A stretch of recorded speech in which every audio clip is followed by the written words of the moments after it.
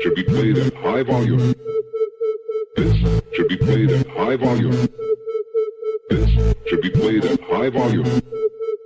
Preferably in a residential area. The following thoughts on Hoppe Hour do not represent Cox Media Group or its sponsoring. Anything you hear may and will be used against you. Thank you. Voted as best local podcast in Tampa Bay by the Creative Loafing. What up? What is happening? This is Hoppe Hour. I am your host, Ryan Hoppe, and I'm very pumped about my next guest. Tampa Bay has a lot of legit comedians, and he is one of them. Live on the show is comedian Rio Paris. What's up, dude? What's up? What's up? How's it going? It's good. It's good. Everything is pretty good today. A little chilly outside. Oh, but boo! It's 50 degrees out. I'm from the Midwest. This is tropical. I can't take it. No. Are you actually that cold? No, I'm joking. I'm pretty good. Like my jacket. If I didn't have my jacket, I'd probably be in a little worse shape. I think it's sad that Florida gets this cold. It's cool to think it's cold, but when you act like it's it's frozen out, that's when I'm like, come on. Like, go to the Midwest and try to hang out in Chicago during the winter for 2 hours. Let's see how you survive. I believe it. I am, it's not like I won't come outside cold. You know what I mean? It does get annoying, though, like when it's like 40 in the morning, right, and then it's like 70 by 2 p.m. That's what annoys me about Florida weather is like you're freezing, and then you dress up too much, like wearing a flannel, and then it's like fucking 70 degrees by 3, and you're like, God damn it. That's what I don't like, is the weather switch. That annoys me. Tampa all day. That is a perfect description of what can happen from morning to afternoon. Definitely. And then at night, it can get cold. Like, what's weird is I get here around 5 p.m. because that's when the rooms are open after everyone's done for the day. Right. And it'll be pretty warm out. I mean, it's like 50, 55, maybe even like 70. And I leave, and I'm like, it's cold out. Like, that's what I don't like is the weather switch. Yeah. I don't find it cold. I just find it annoying. And then I live in kind of not a rundown apartment, but it's one of those apartments where it's just an efficiency room. Right. And I find like I have to give myself a heater because now I have a girlfriend, and all I have to do is just put on 2 blankets and I'm fine. But she'll be like, it's cold. I'm like, God damn it. Now I have to like invest in a heater. And I'm not annoyed with her. It's just, it's weird how people from like Florida find this cold. Got to go half on the heater, dude. I know, man. It's just weird to think that I need a heater for 40 degrees because I'm used to the Midwest. Yes. You know what I mean? Which is like, can get to what, like 5 below That's 0? tropical, dude. It can get to negative 30 when you go outside and your nose is frozen just walking to the post office. No, I can't do it. I couldn't do it. I'll do it. It makes you miserable. Like, it's dark out at 5 because it's an hour earlier, so you have that. It's the cold weather. All you want to do is watch Netflix. Like, you don't want to get out at all. This weather, even if it's dark out, you appreciate the weather.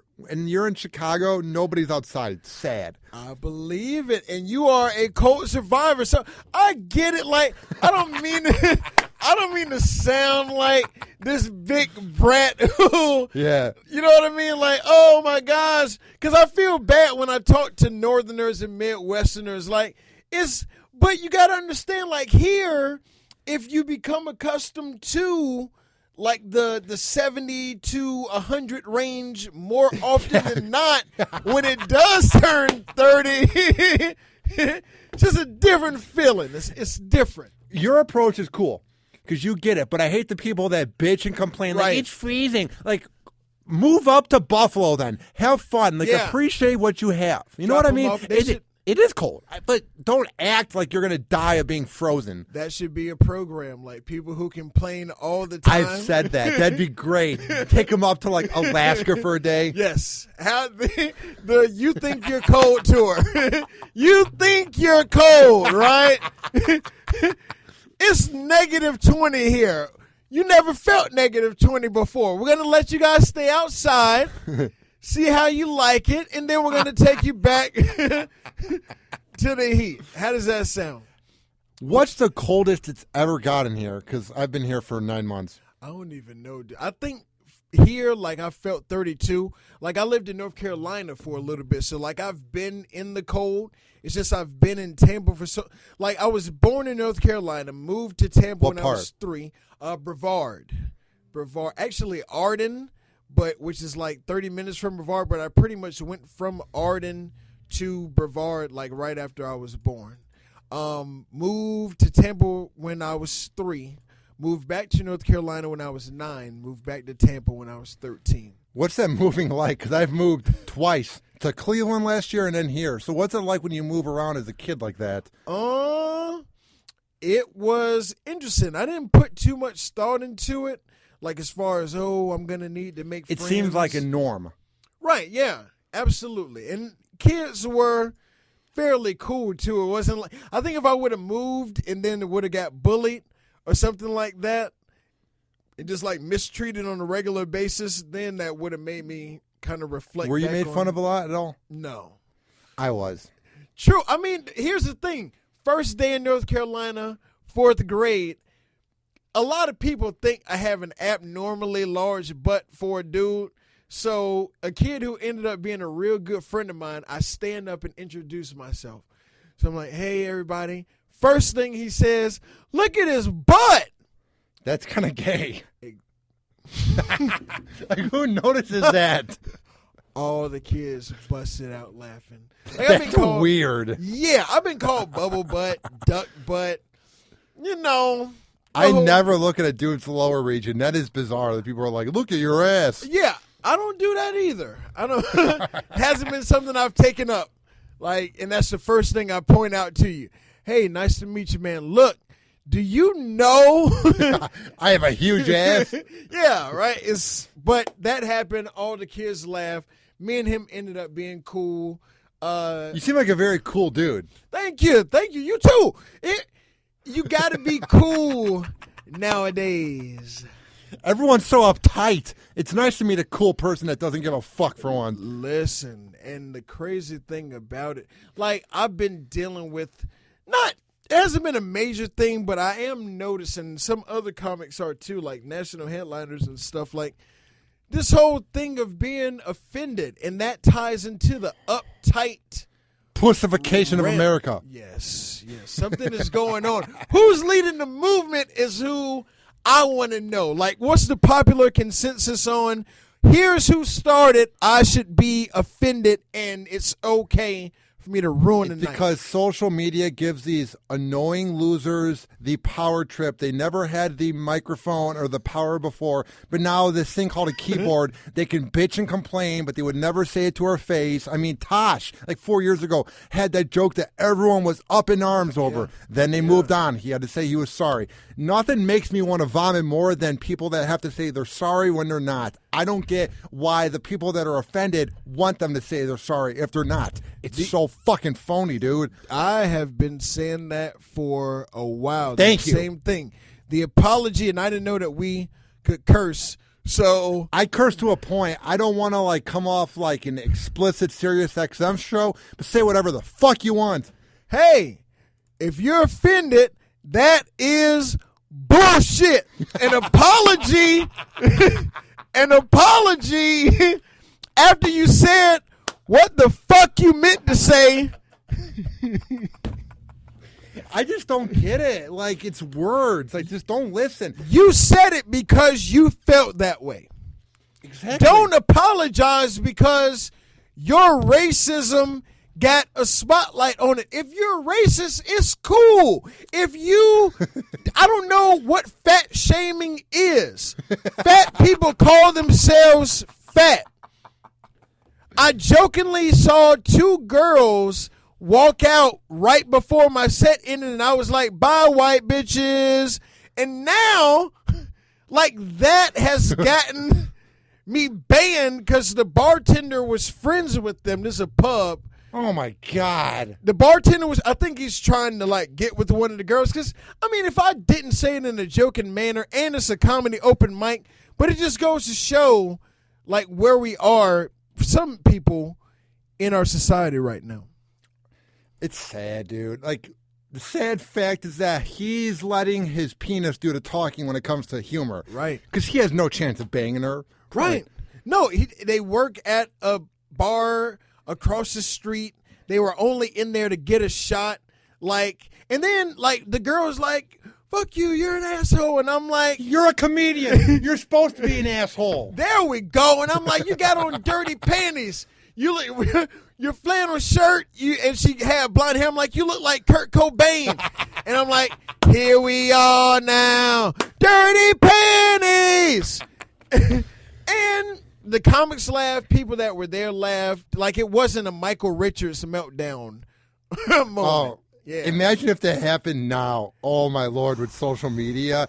That was before its time. The Michael Richards thing was before its time, dude. That is overlooked.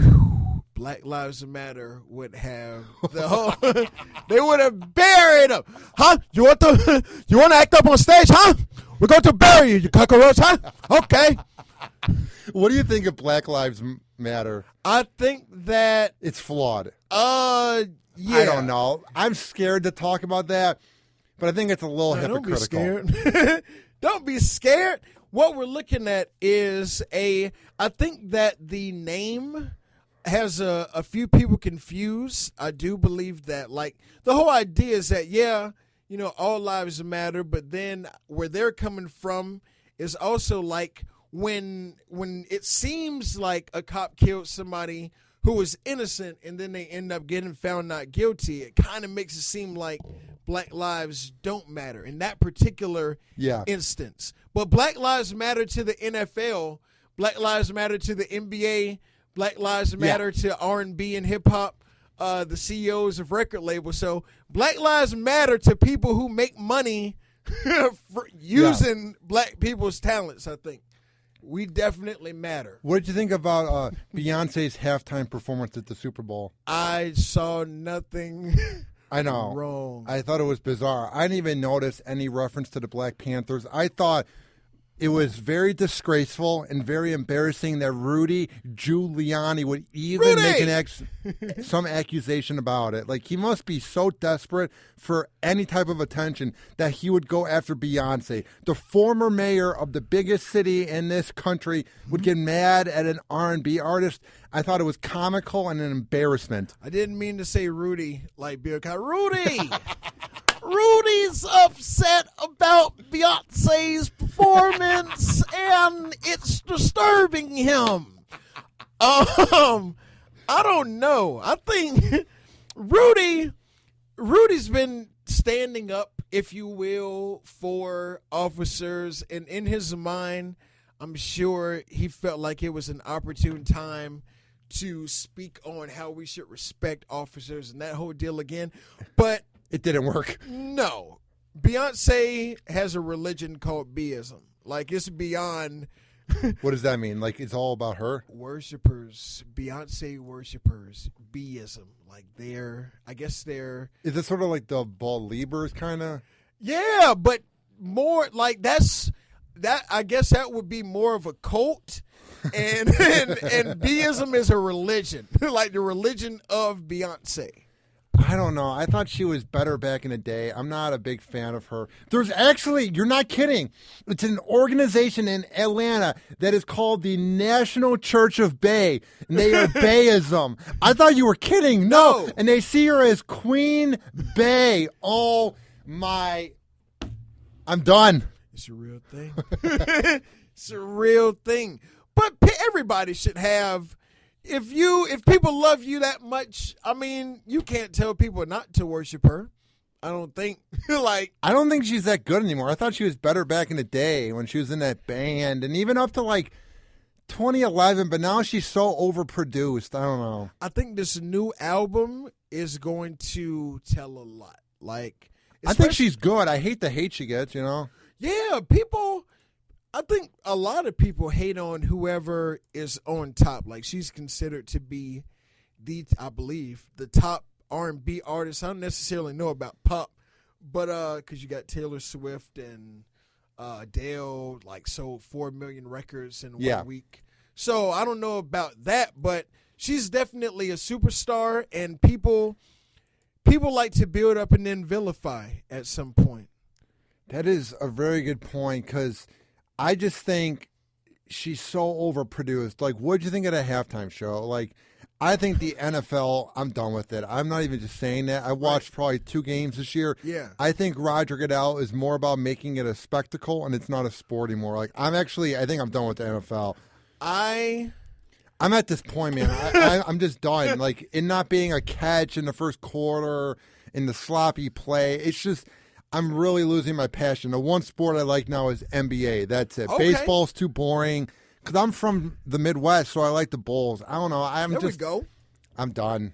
I'm contemplating not watching the NBA when Kobe retires. Like, I'm contemplating it. It will be very bizarre, man. It's weird to think that the NBA is not going to have Kobe. It just doesn't seem like real life. I know. I'm, like, seriously depressed. I don't know if they make medication for, like, your favorite player in a sport retiring. Like, take retiring if you take one pill of retiring in the morning and one at night to get over your favorite player leaving.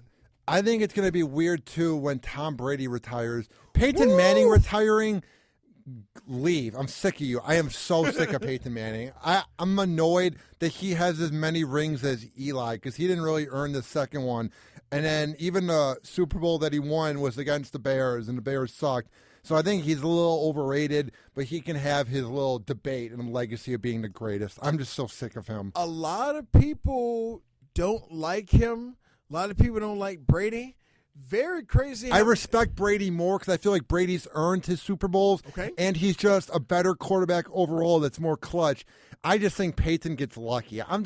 I'm over him. The defense, I mean, for the Broncos, the number one defense can kind of overshadow your quarterback prowess. I also think that if it was anybody else but Peyton Manning, we'd be saying it's the worst Super Bowl of all time. Sort of like Trent Dilfer and the Ravens. Everyone rips on him, but I'm just saying he had a bad game. Here's the thing. Cam, I didn't think he was going to be that bad, dude. I was confused. I'm not going to speak on my true thoughts about that game. I will say Why this. not? If it alludes to my true thoughts, I think you can kind of see where I'm going. Basically, how nice is it for Peyton to ride off into the sunset as a Super Bowl champion? And I think the hate that Cam Newton gets is pathetic. Johnny Manziel can beat up his girl. Johnny Manziel can drink all the time. Right. He's just a trouble teen. But when Cam Newton doesn't want to talk to the scumbag media that's not original, and then the Broncos are on the other side of the curtain, heaven forbid. Heaven forbid. Oh, Cam Newton wants to dance and he gets excited about playing. Heaven forbid. But Johnny Manziel beats up his girlfriend. He just needs guidance. Yeah, go to the fucking Cowboys. Go with Jerry Jones. Good riddance. I just think it's annoying. It's a generational thing. How bad is it when you really lose? Let's say that this was a game that was played. Everybody played their hardest. Yes. Let's say that. All right. Now, if that was the case, and this man who they went 15-1 against the Cardinals, they blew him out. You get to the Super Bowl. Again, if this was all real, and then you lose, you got sacked, I think, 7 times. I don't want to talk. Yeah. I'm only talking because... And he had such a bad game after doing the whole dabbing thing and just being hyper. I'd be embarrassed too. Who cares? And people act like they don't understand times when they didn't want to talk. And my thing too is it's because the sports media is showing this propaganda of him being the bad guy because the sports media is jealous that they're not as good as him and that he doesn't want to talk to them. But why would you want to talk to the sports media, dude? What went wrong with the fumble? how do you feel going into next season? How would you describe this season? Like, of course he's not going to want to talk to you nerds. Oh, he's a professional. He's a professional. He gets millions of dollars. So he should want to talk after he lost the fucking biggest game of his life. Yeah, I feel like talking. A girl breaks your heart. Do you feel like talking? You walk in on your girlfriend cheating with your best friend. Getting gangbanged. On your bed, right. Getting gangbanged by both of your best friends, and somebody calls your phone. Are you going to pick up the phone? Hey, man, what's up? You want to go out tonight? No. Don't drive by a bridge after that happens because you might get other thoughts. And that's times a million. You lost the biggest game that the whole world's watching. Whole world. Biggest viewership, and you kind of came all off time. Embarrassing too, you know? Right, and it's the biggest viewership of all time. Like, they knew how many people were going to be watching the game, and like you said, with that amount of people watching, for you not to perform on the left, like, there's so much hype, and maybe it was too. That has to be hard for him as well, because one aspect of why he did what he did that people are not necessarily examining is, do you know if he feels like he let people down? Maybe that's what was weighing heavy on him. And I heard, too, that his rookie season, there were a lot of complaints about him being immature and not the best leader. Who gives a crap? That was 5 years ago. Right. I thought the fact that the media brought that up was an embarrassment. Yes. It was lazy journalism. And these are the same scumbags. I'm watching ESPN when I'm at the gym today. Their headline was, Johnny Manziel was reportedly hungover at a team meeting. And I went, and I sent this out as a tweet, sports journalism is officially dead. It's an embarrassment. It's nothing more than a fucking tabloid. I mean, when you, and I'm glad you're speaking on this, it does seem like there's a double standard at times. And a part of that, too, I also believe is just a part of, I don't know why, but it's just like a racial tension thing that I think it's best if people look at so if you're black, look at the white people that are around you, and if you're white, look at the black people around you, and don't fall into this race is all bad or that race is all Here's bad. what I find a bit racist, too, to be honest. When Roger Goodell or Colbert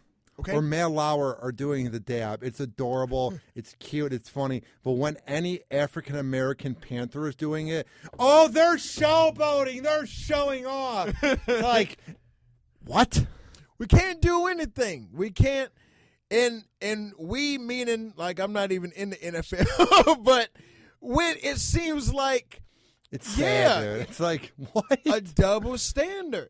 But that's because if you are so-called arrogant and so-called cocky, then people are going to look for anything to point out that may not make you a role model. He brings it on himself, though, to be honest. He dances. There's a little bravado, but his charitable works gets overlooked. Whatever. Who cares? Right. He's the guy that believes in God. Whatever. Extremely charitable.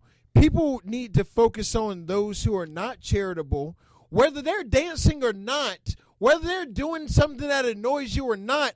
Question how charitable they are. Because a lot of quarterbacks who probably don't dance and wide receivers who don't dance and running backs who don't dance, you say, wow, he seems like a good guy. Could be the biggest asshole that you could ever meet in life. But there's nothing bringing attention to them, so people don't examine that. Or what if Cam Newton did what Ben Roethlisberger did 5 years ago? Wow. People don't bring it up. I mean, Mike Vick went to prison. Justice justice must be served. That was ahead of its time, too. Can you imagine if that happened today? That was like in 2004 before social media. Can you imagine if that happened? Or Kobe Bryant's rape accusation or anything that Rodman did in the 90s. Yes. Anything that went down. Going back to the 70s with the quarterback of the Jets who was a maniac. Joe Namath. Any of those guys are so lucky. Yeah. And that's the thing. Like, I really feel like superstars and true, let me switch it to true artists. I think true artists, if you look at the history of true artists, are extremely, I don't want to say, there's a reason why they say there's a thin line between insanity and genius. That's what I would say. And these people are not supposed, in my opinion, are not supposed to be a role model for your child. The reason why is because you don't know them. Yeah. Why would you let them be a role model for your child when you don't know them personally? Because if anything happens that does not go along with what you're teaching your child, that their role model did, it's going to be a problem. And I hated when everyone thought that Tebow was a role model. He was a douche who had to force down our throat that he's religious and he has to kneel after every single first down. God's not impressed. If God's real, he's embarrassed that you're making him look like a douche. Wow. I don't know God personally. If that was a message from him that you just received, then that is... okay. One thing you've learned about me these past 25 minutes, I say what I feel. And I don't really care. There we go. More people need to be like you, Ryan Hoppe. Exactly. The whole millennials, bunch of uptight pussies that can't hear anything. We all were given trophies for coming in 9th place in soccer practice. Shouldn't have happened. I'll say what I want to say. There you go. It shouldn't have happened. Trophies... first, second, and third, and you should only be happy with first. That's what I believe. I don't know whose fault it is because I think anybody that would be put in our position with social media and the pussification of America, I think anybody would be like us. But I do think some blame needs to go on to the parents. I think it's everyone's fault with what's going on right now with our generation, mine. I agree, because when it's all said and done, as we're both millennials, and as fellow millennials, you have to take responsibility for your own actions at some point. Like, your parents may have raised you to, like you said, be happy with 9th place or a participation ribbon. I forgot what football player it was, but he took his participation ribbons away from his kids. He's like, give me that, because he's a professional athlete, and he doesn't want them to really view that as a major accomplishment. Like, winning, people remember winners, and if people remember losers, it's never for a good reason. Yeah. It's for, like, when you give up some Hail Mary touchdown or something. Like, if you're a loser that everyone remembers, it's not a good thing. Sort of like the Titans when they lost on the 1-yard line 15 years ago with whatever the quarterback's name was. Steve McNair. Yes. Yes, you never want to be immortalized as a loser. Or how about when Duke... Steve McNair. Yes. He was also overlooked. If he would be playing now, he was so ahead of his time. Who is this? McNair. Steve McNair, yeah. Steve McNair was very good. I don't have liquor to pour out, but if I did, then we're remembering you, Steve. Very good. Very good quarterback. All those guys were ahead of their time, and it seemed like Vince Young was supposed to be the next McNair, and then Vince Young was just what Vince Young was. Yes. Michael Jackson is the epitome of ahead of his time. Off subject, but got to put that out there.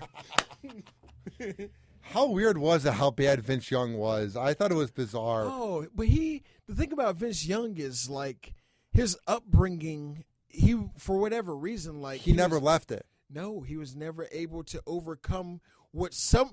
I think now, like, we're talking about how things are looked at now and not years ago, I think he would probably be considered mentally ill. I think he has an ego problem, and he did so well when he played at Texas. He had that game-winning touchdown. Mm-hmm. He brought the Titans back from being 0-6 to, like, almost making the playoffs. I think he couldn't fight adversity when there were tough times, and I do think his friends probably were like, you're not being loyal to us, you're a sellout. Mm-hmm. And he was maybe deep down a decent person where he wanted to be loyal, but I think the fame got to his head, and at the end of the day, he just couldn't handle it. I think when you get money, no matter what color you are, you have to be very careful who is in your circle and know people's true motives. And maybe he was a bad judge of that. People who didn't help you get there, especially, and weren't there along for the ride, like the ups and downs, and just came into your life. Yeah. Yet they want things from you financially. It's not feasible. Same thing, like you're doing very well. You were said as the next up-and-coming comedian in this area. You're a winner. I'm a winner, too. I'm Best Local Podcast. We're both badasses from the Creative Loafing. Cool. Did you have people that kind of jumped on your bandwagon and messaged you, maybe people that hated on you? Because a lot of people in high school said I would never make it. I had the worst speech impediment. I was awkward. Back then, get it? So the thing is, like, everybody's now jumping on the bandwagon. It's flattering. I like it, but you know who your true friends were. You remember those people. And I will never forget. Right, but see, they think that you forgot. That's how some of those people are. And the answer to your question is no. Because here's the thing. I feel like people, and congratulations, by the way. Same to you. Well deserved. I feel like, because a lot of comics who have been on the show already told me that you were awesome, so I've been looking forward to this. Oh, don't boost my ego anymore, dude. It's true. Yeah. So I kind of feel like people. It's just weird. People want to fit in, and it's cool to hate on the person, but then they want to fit in when everyone likes the person. That's what I noticed about media in general. There's some people who are like that, but those people have always been that way. The answer to the question of hating, to me, is don't hate. I was never, ever in my life, for a fact, jealous or envious of anyone. I never wanted to be like anybody else. I didn't have a celebrity who I studied and was like, I want to be that person one day. I kind of had that. It's weird. I mean, it's not to say, but you're not a hater. This is a message to the haters. Yeah. Because haters are jealous and envious and haven't accomplished the things that they wanted to in life, possibly never will. Yeah. And even where they're at currently, they just are not happy people. Exactly. That's what I'm learning, is that it takes a certain person to write a long message on Facebook hating. It takes a certain person to even think about tweeting it out. Like, sure, a hater is not a happy person. Sure. 100% of the time. Right. That's a good hashtag. Haters ain't happy. I bet it's already been taken. I'm sure, because haters. Soulja Boy.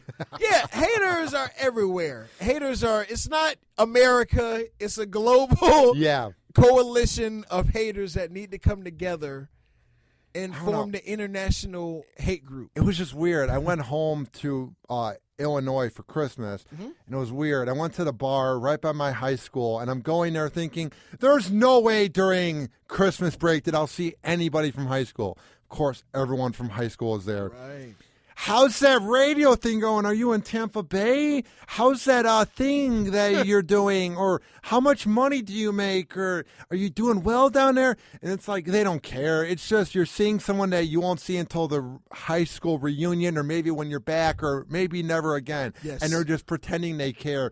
And it's like, it's very sad. It's phony. It is phony. And the best thing that a person like that can do is just not say anything and keep it moving. I kind of like the people that said, hey, what's up, Hoppy? How's it going? Good. Nice to see you. Then they went back to hitting on some girl. I'm like, you're a true person. You don't care? Good. Mm-hmm. I don't like the bandwagoners. I know they're listeners, but I hate when they, like, kiss my ass, and it's just like, dude, you used to make fun of me, man. Don't act like it didn't happen, dude. See, you're in a better position than me. I don't get the ass kissing. Like, if I got the ass kissing, maybe for a little bit, because my ass has never been kissed before. Like, even though it's big. Yeah, right. And that's even more problematic because it's been there, and it still hasn't been kissed. I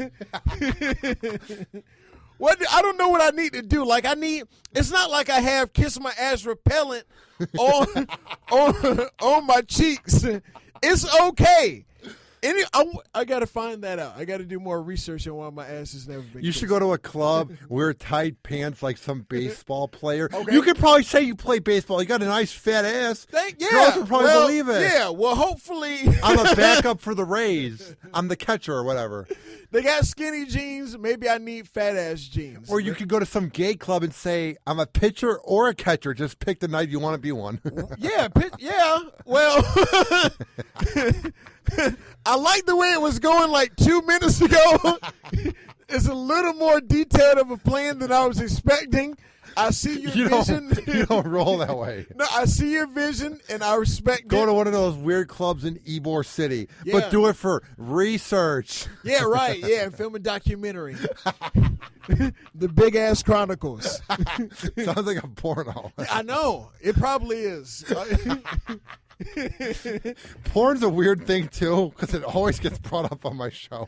I don't know how. Why not? Why not? If you can bring up porn at any time, whether it's a funeral, whether it is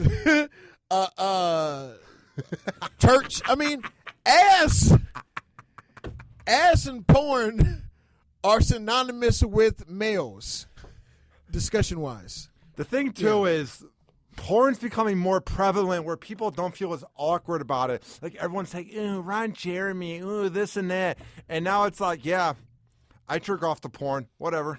Porn, people, I just read an article actually today with Nikki Glazer on, oh, man. I think it was on SplitSider. She's my favorite female comedian, by the way. True. She's the Ooh. most real.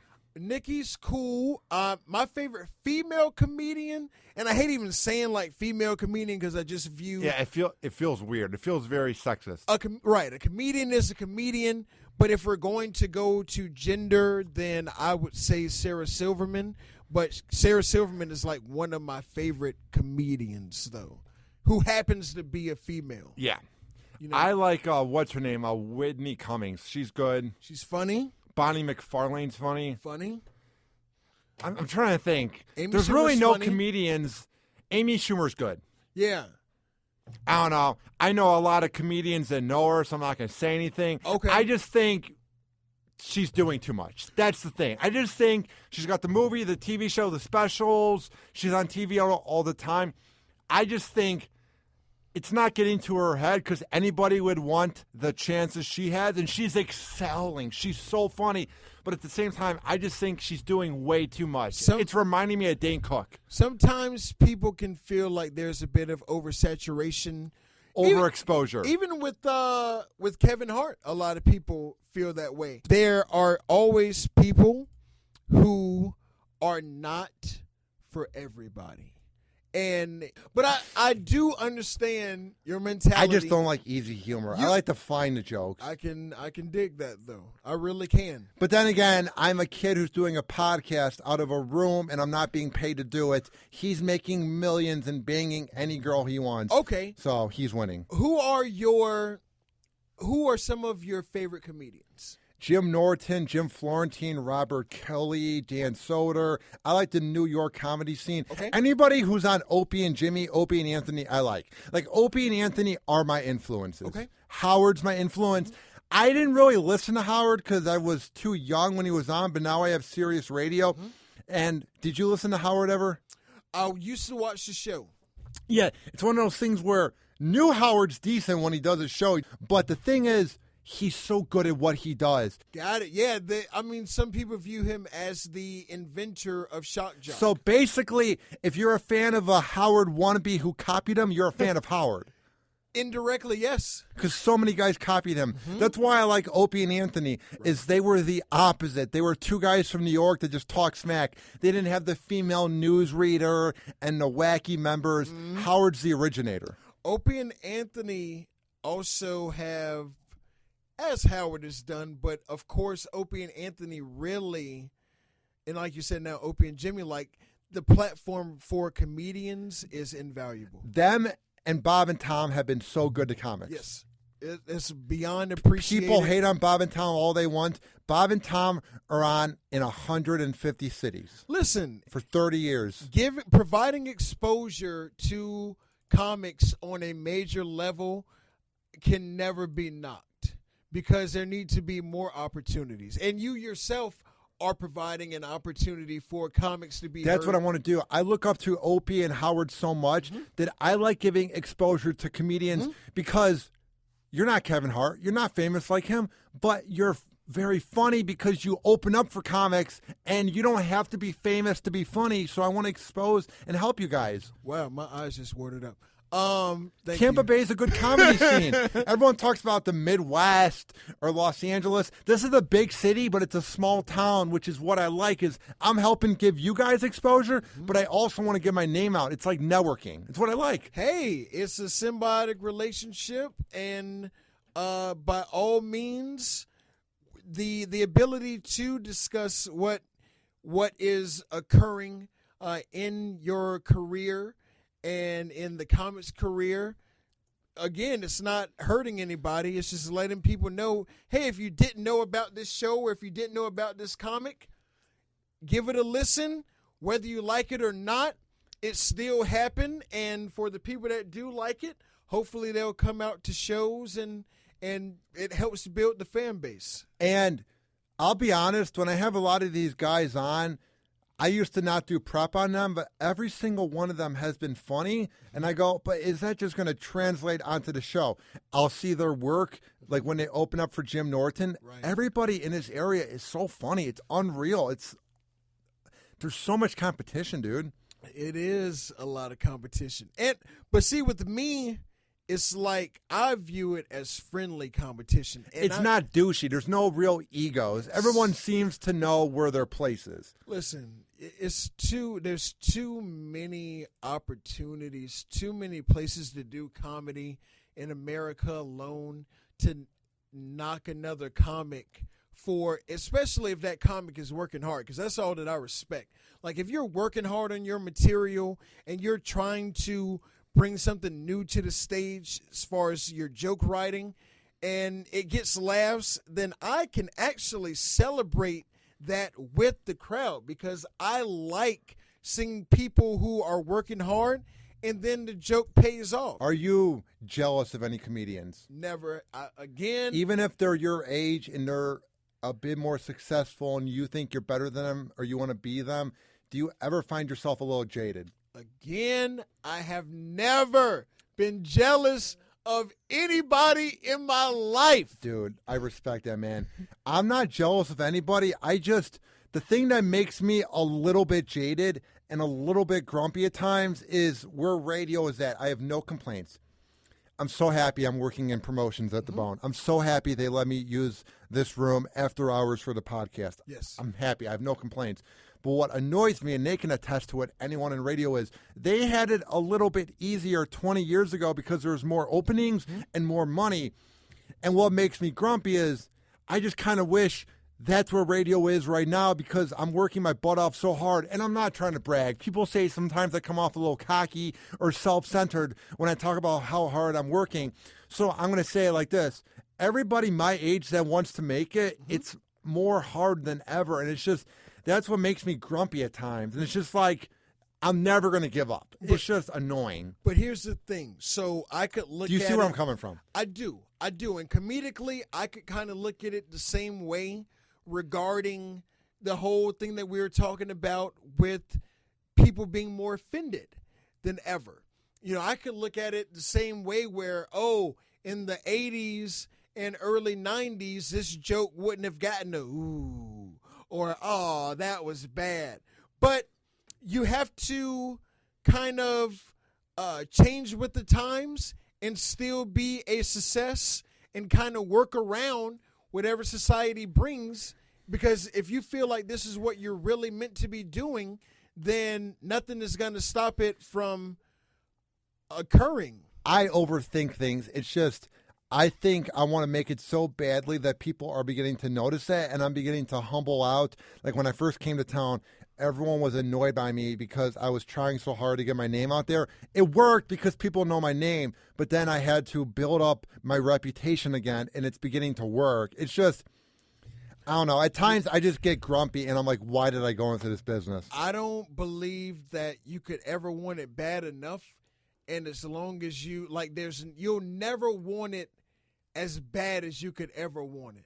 So for you, if people respect you and you are humble and you continue to work hard, the only thing that can happen is you get to where you want to get. Nobody can stop you but you.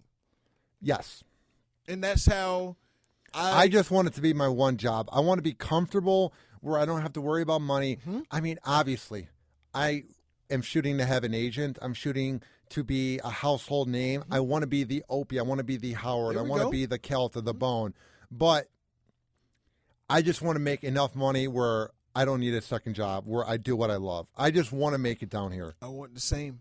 I want it more than anything. But the thing is, everybody wants it more than anything, so we're no different. So we just keep on grinding. No, and I hate Ryan, the word. No, Ryan, that's where you have it wrong. Not everybody wants it as bad as you do. Some people don't even want it bad. Some people want it to be given to them. But those people don't know that hard work and dedication and working when nobody else is working is the key. You are putting in work at times when somebody else who says they want the same thing you want is asleep. You have to know that. And that's not just in Tampa. That's not just in New York or L.A. That is everywhere. A lot of people say that they want to get to the top, but they aren't willing and prepared to do what it takes. Hard work there. beats talent when talent doesn't work hard. Yes, sir. Yes, sir. There you go. Beautiful. I love it. That was some meme I saw, and of course it had Drake's face on it. Because every meme that's inspirational has Drake or Wiz, because for some reason a dude who's high 24/7 would come up with these ridiculous. Wiz! Shouts out. That was weird with Kanye and Wiz. I thought that was publicity. I think everything that Kanye does, if he takes a shit or if he posts a tweet or he's at an award show, I think the thing with him and Swift 7 years ago, publicity stunt. Okay.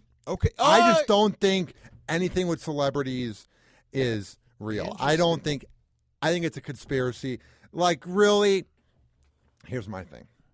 I don't get what the insult was by Amber Rose that he likes to have a finger in his butt. If anything, it makes him look like he's kinky, whatever, but it makes her look like a whore that she even did it. I thought it insulted herself. I know that she's very open about her sex life so that she doesn't care, but I thought that made her look less classy, and it just made him look okay. Like, whatever, you fucked Amber Rose. That's what I thought. I thought it made her look worse, and it wasn't really an insult. Oh, you like a finger in the butt. Good one, Amber. You agree with me? You have changed my focus to just getting my ass kissed, so I can't really I can't really go there right now.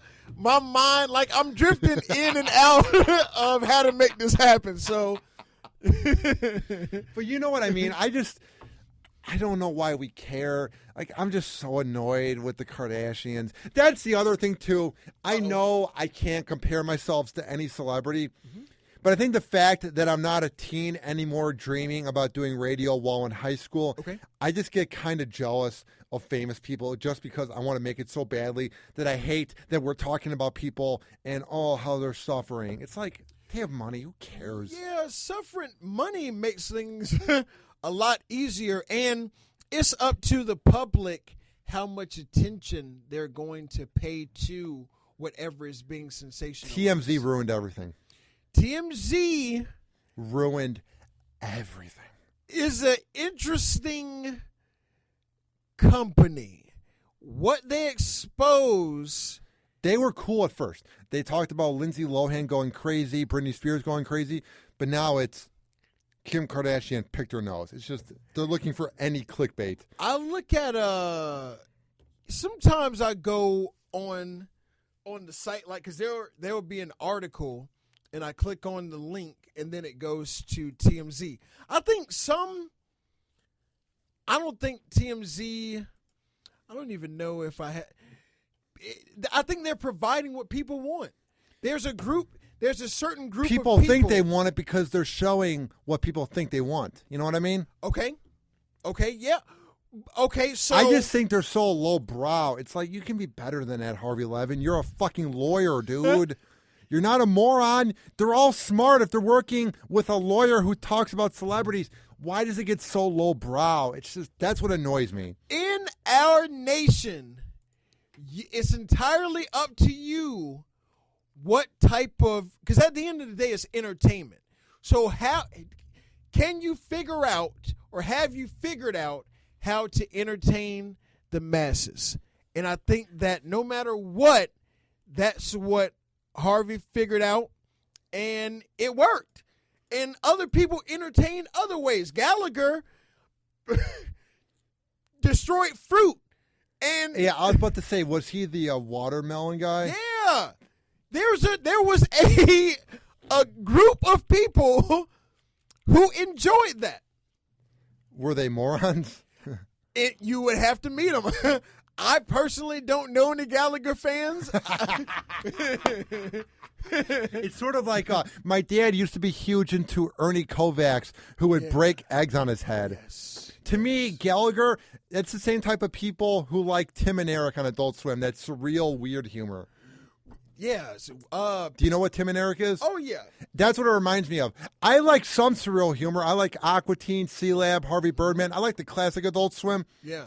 But I don't like the dumb humor, like Tim and Eric or any of that trash. A lot of people, again, you don't like it. But guess what? People that like it are annoying people that try to be hip and fit in. Shut up. There are so many viewers for that show. It's just, but here's the good pissing thing. out poop was one of their skits. Oh, funny. The people that you like, there are a lot of people who do not like them.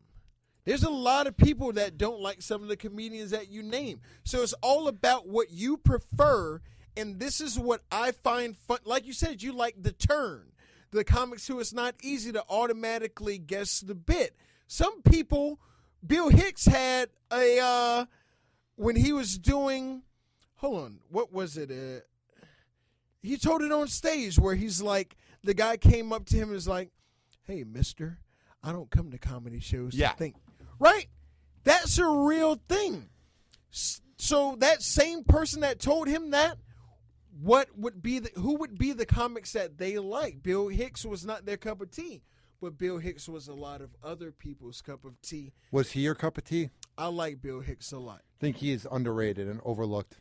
Wow.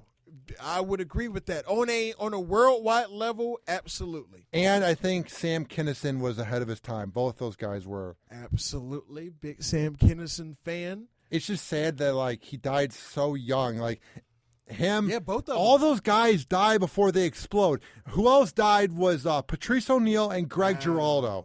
Both those guys, man, especially Greg. Greg was about to explode. Patrice was about to be enormous, dude. We need him today with the fake outrage. He would be on Fox News speaking his mind. Yeah. Wow, you named 4 comedians. That's a powerful group. Like that. Patrice O'Neal, man, is so underrated, dude. It's annoying. Yeah, big fan of all of them. Patrice was definitely, after Elephant in the Room, like he was going to make a major impact on the comedy game. Greg Giraldo as well. I mean, he had a sitcom that didn't work out as well. Did he really? Yeah. He was I think he was in a sitcom, or I'm not sure if it was his own sitcom, but it didn't work. And I feel like a lot of comedians try to do this sitcom and it doesn't work. The edgier comedians don't really fit in with a clean sitcom. You know what I mean? Carmichael is fortunate that it worked. And, who's Carmichael? Jarrett or Gerard Carmichael. Yeah, like the viewership was very high. Like it was the highest viewership over the summer, like for the first time since, like it's been years since. And he had a stand-up special, and it translated. What you're speaking on, though, John Mulaney, it didn't work out. Yeah. I thought it was also a mid-season replacement, so he had no chance.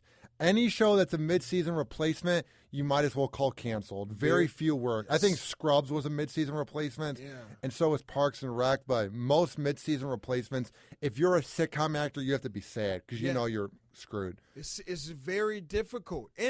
But see, people are also speaking on, is a stand-up comic having a sitcom on one of the major known networks still the best option or still a viable option for popularity and them really gaining a larger following? Do you remember the show Titus?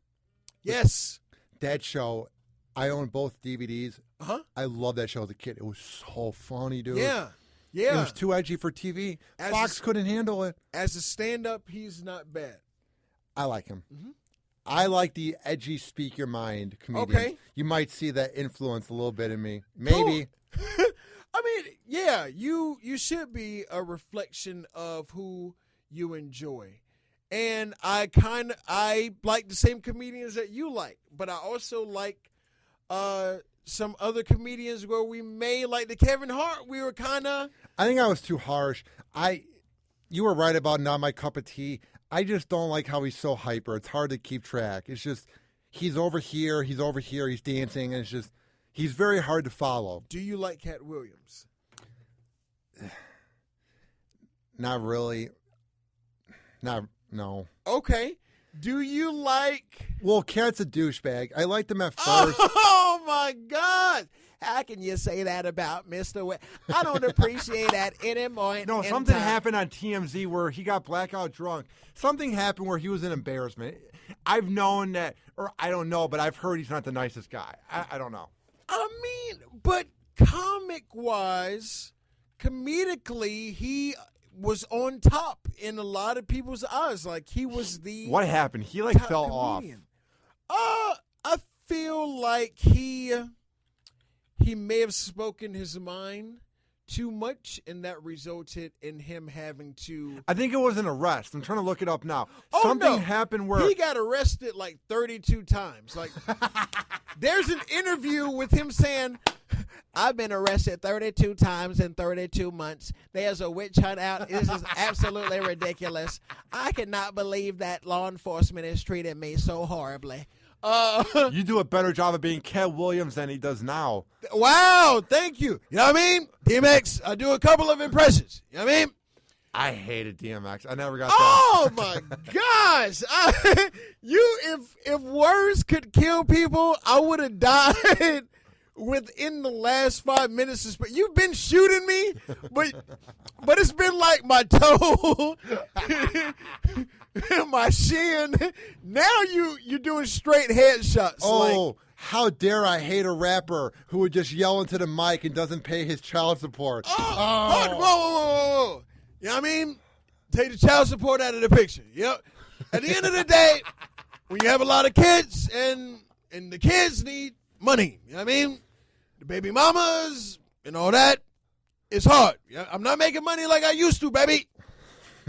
Did you think he was going to be that successful that long?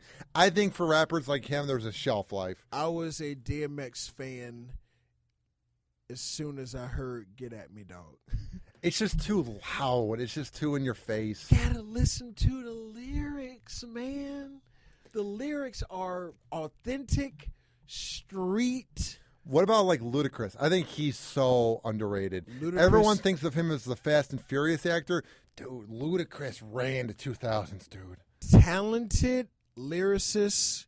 He can freestyle, real freestyles, not what's called a freestyle today, which is like a written lyrics that aren't on a record that's going to be released. Yeah. Like off the dome, on the spot, spontaneous, making up words. Ludacris is a true freestyler and a great songwriter. He's very underrated, very overlooked. The greatest band of all time. The greatest hip-hop band, them Franchise Boys. Oh, my gosh, right? How high is this roof? How high does it, how many feet in the air do you think this roof is? Why? For this building? How Because come? you just made me want to jump off of it without. I love that corny rap from 04 to 09. no. Mike Jones, D4L, Oh, Soulja right. Boy, Jibs, Right. Oh, no. King Kong by Jibs, the most corniest rap ever. I got King Kong in the trunk. Oh, my gosh. Does your Chang hang low? Oh, my gosh. No. This is a nightmare. Who else? Lil Scrappy, all those guys. You just seriously released a barrage of words that translated into a nightmare that I didn't know. You're going to have a nightmare tonight I of am. them just performing. I'm going to drink NyQuil, and it's going to make it that more. Mims. Oh, my God. I saw Mims and I saw Mike Jones. I got tickets for free. They were supposed to play at Ferg's in downtown St. Pete, but the show didn't sell out, so they were at some park in Pinellas Park. Oh my God, was it one of the worst experiences ever. It was a mix of middle-aged people that were confused why they're at a park. It was black people, it was white trash people, it was teenagers, it was kids, it was swagged out people. Oh my God, dude. Mims has no talent, dude. He's going up there. He did 6 versions of This Is Why I'm Hot. He did the rock and roll, the reggae, the techno, probably the classical music version. He had every version for that song. And The Beethoven mix. the best part is his song Like This, the crowd's supposed to say, like this, and it was funny. Nobody said like this, so he was like, hey, everybody with me. And no word was said. Do me a favor. Yes? Give me a song title just randomly. Because just randomly. Riding Rims by Denver Enter's voice. No. A made-up title. Boys Be Smoking. Okay. Here's the thing. So keep that in mind. Boys Be Smoking. Here's where we've been for years. You can make a song about the dumbest shit in the world. Boys Be Smoking. Boys be smoking. This is the hook. Boys be riding. Boys be grinding. Boys do what they do. It's all about timing. Boys ain't laughing when boys be joking. Roll up the blunt, cause boys be smoking. Boys be smoking. Boys be smoking. Everywhere you go, you see them boys be smoking. I can smoke, dawg. Time to get a dime. Now I'm getting high. I done lost my mind. I need a dub, dawg. I need a $42. I'm trying to buy that. What you want to do? Boys be smoking. Boy be smoking. Platinum is on the horizon. The sad part is I was true. This is why I'm hot. Yeah. I don't gotta rap. Yeah. I can sing a song saying nothing on the track. Not anymore because you're a bum. But yeah. Literally said that. Literally said I can make a track without saying nothing. And it was successful, Ryan. Wow. It worked. That was, oh my God. I've never laughed that hard on this show because the part is, it's true. Boys be smoking. Things are getting worse. That's the bad part. If we're here now, watch me whip, watch me nay nay. Watch me whip, watch me nay nay. He's a kid. Watch so me whip, watch me nay nay. Watch me whip, watch me nay nay. Watch me whip. Watch me whip. You need to come out with a song, Ryan Hoppe the Hoppe. Come out with the dance, dude. It's so. Oh, and you use the Jim Carrey from The Mask. Somebody stop me! I'm Ryan Hoppe. Somebody stop me! I'm Ryan Hoppe. And like get Jim Carrey to be in the video somehow. Like, yeah, it could work. How would the rap go? So if there were to be a rap about me, let's say it's Hoppy is sloppy. Do that for us. And it's about me getting too drunk at the club. Hoppy is sloppy. No, you can't stop me. You know what it is, because my name Ryan Hoppe. Hoppy getting drunk. Hoppy drinking beer. Hoppy drinking Hennessy. We happy that he here. Because Ryan buy drinks. Ryan on that liquor. Dude, you should find a second job of writing rap songs for crappy artists that want to make it on YouTube. I want to. I wish I could ghostwrite and just become a multimillionaire off of creating. But I Dude. don't want to be a part of the problem, because the problem is that the music has no substance. Not everybody. But you can make money and bang bitches and do as much ecstasy as you want. The bang bitches part, I got a girl and a 7-month-old daughter. So those Oh, you do? those days are, yeah, you the disappointment in your voice, because you saw me doing I have that. a girlfriend too. I could hear the So. disappointment in your voice as you picture me being this successful ghostwriter who was able to bang bitches because I have written the crappiest songs in the history of rap music. I'm sorry that I am unable to fulfill what you just envisioned for my life. I wish, yeah. But no, life is different. Life is different now. I don't think I ever want kids, dude. I just can't do it, man. Never say never. I didn't think I would ever have. Dude, A I just child? need a life. I don't like the idea that you need a babysitter to go out to see a movie. Like, I kind of like just picking what I want to do on the weekend. Like, I thought I wanted to be one. Maybe when I'm older. Even then, I like the idea of doing what I want when I want. But see, I get it, because right now your life is that. Yeah. It's very enjoyable to be able to have what some would perceive as freedom and the ultimate freedom. Just I can do whatever I want. But at some point, and it may or may not happen, what I will say is that for myself, having a child, and again, never thought that I would have a child, one thing that it did was, like, I was already focused, but now it's really like just trying to give her the world and knowing that hard work shouldn't even be the word for what I need to do. Like, What's it like when you find out you're going to be a dad?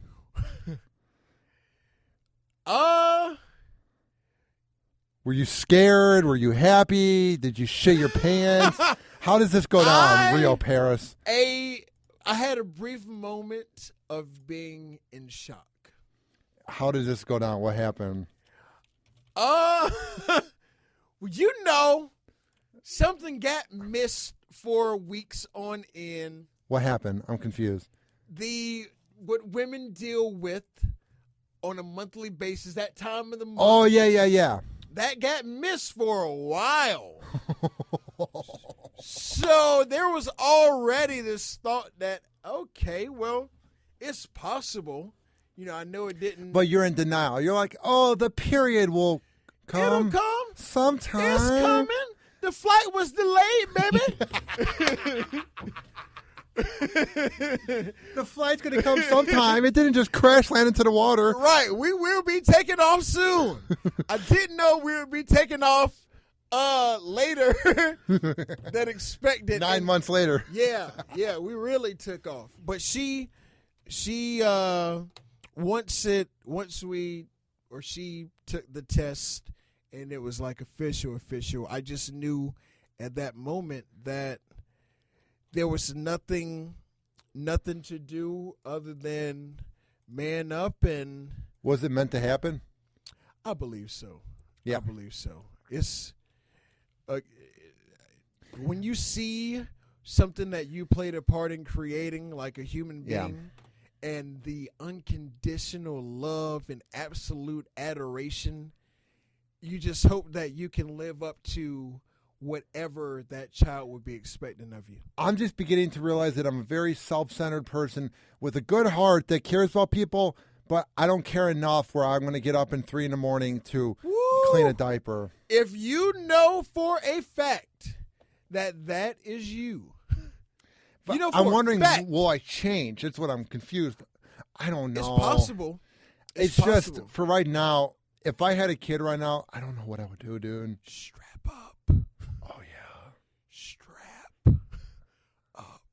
Oh, yeah. Especially now I have a girlfriend. I'm definitely learning that. Gosh. Did you not strap up? Promise me that you will. If you don't want this, because even sometimes girls get pregnant when you're wearing a condom.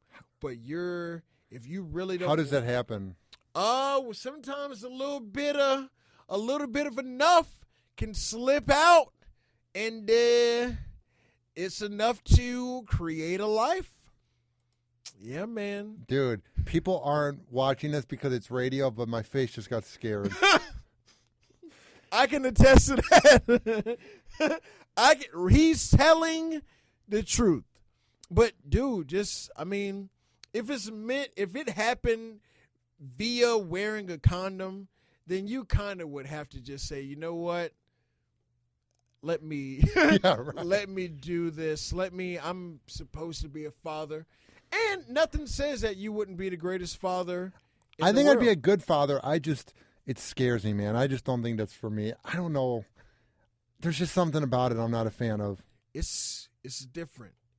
Especially if you, again, never thought you would have a child. And then you have a child and you have to kind of reorganize the way that you saw your life going, which didn't include a child.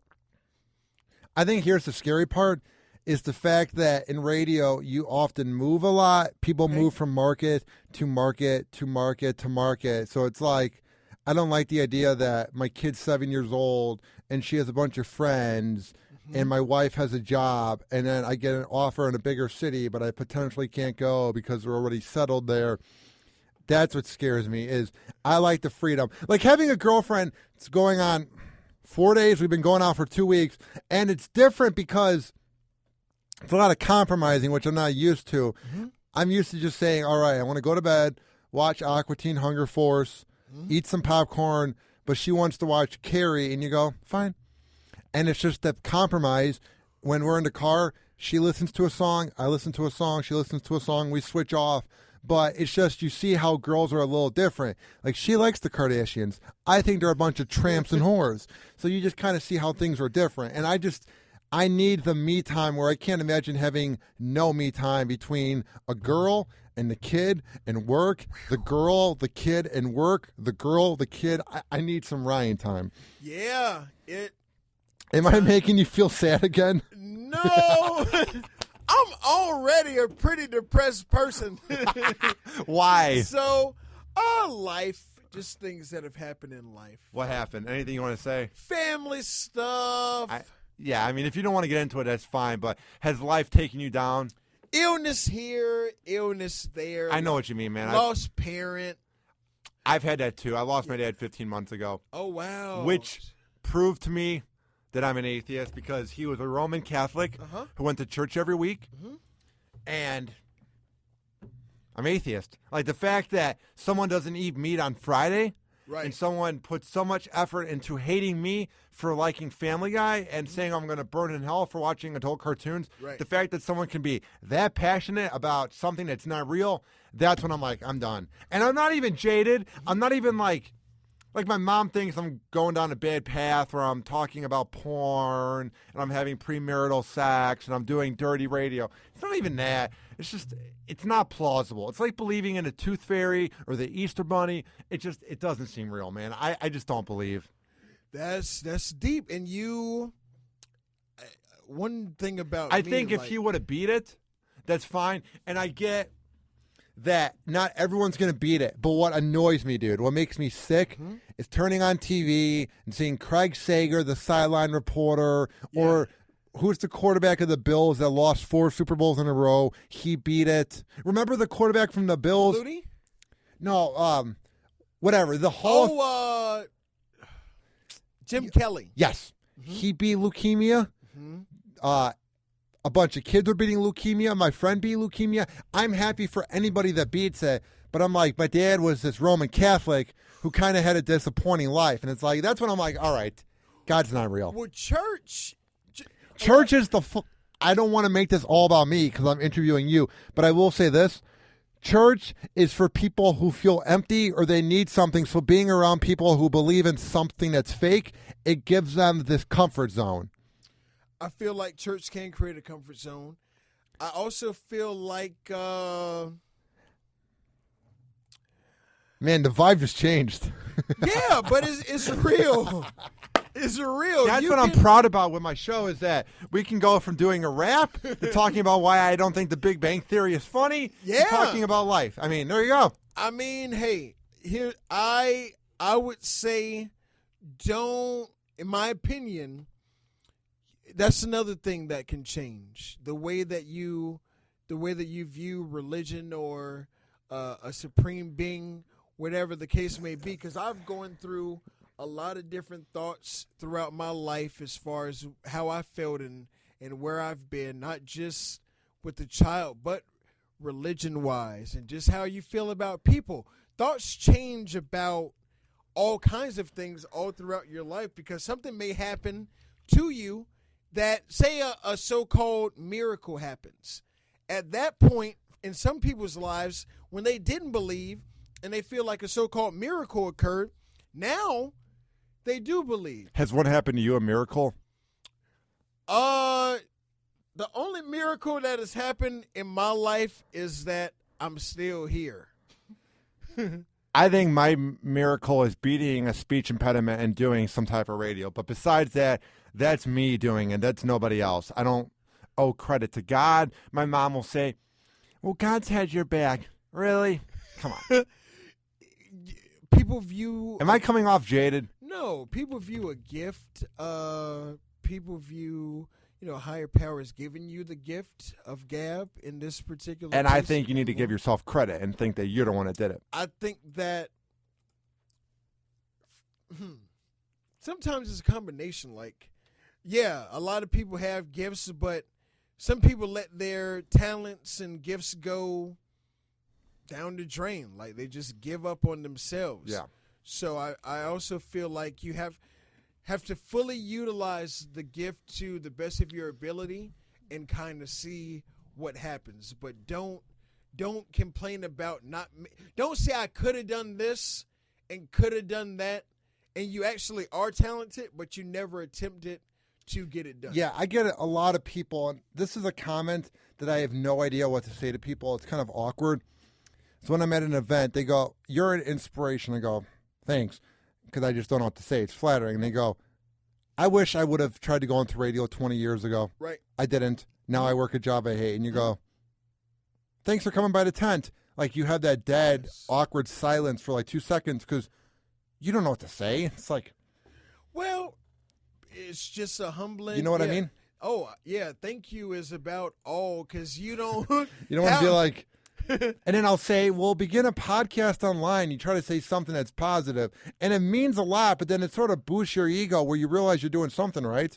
You are doing something right. And the ability to reach people may be a part of your destiny, if you will, or the journey that you're on.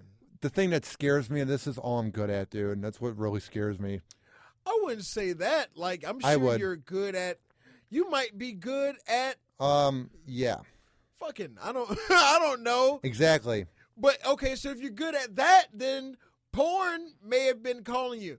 If you are good at lying, maybe, or if you enjoy shooting people, then right now it seems like not all forces, but you could get some work as a police officer somewhere. Like, you can always find something other than the main thing that you feel like you're good. I don't think anybody's just good at one thing. Because if you're good at doing interviews, that's one thing. Yeah. But if your story is also inspiring and you can offer words to inspire people, then that's another gift. That is deep. Where do you want to see yourself in 5 years? 5 years, I would like to be at an hour special already, having done a half hour. Definitely touring on a national level or international level. I also would like to be in movies. I would like to be married. I would like for my daughter to wife and daughter, healthy, happy, family, mom, brother, my uncles. Damn, dude, you're a good person. I just want to make it in the radio. my grandma. Like, it's because I don't really do this for me, per se. You know, I've never really done anything for me. My thing was always, because I have done music as well, like my thing was always make it to not only provide for family or just loved ones, but also I want to do things for communities, like poverty-stricken communities all around the country as well. So I know I need to be wealthy to accomplish the things that I want to do to help. So in 5 years, I want to be in that position. And where can people find your work? YouTube. If you put in Rio Paris Rips or Godfrey and Rio Paris freestyle, that's a clip of me and Godfrey. You were good at that, dude. Oh, thank you. Thank you. That was hilarious. Oh, and then my website, which I'm getting redone. So my website is www.laugh, so Laugh, and then FRICAN American.com. African American. African American. How has no one come up with that before? Huh? How has nobody come up with that before? I don't know, but I have I have 3 trademarks. I have the LLC.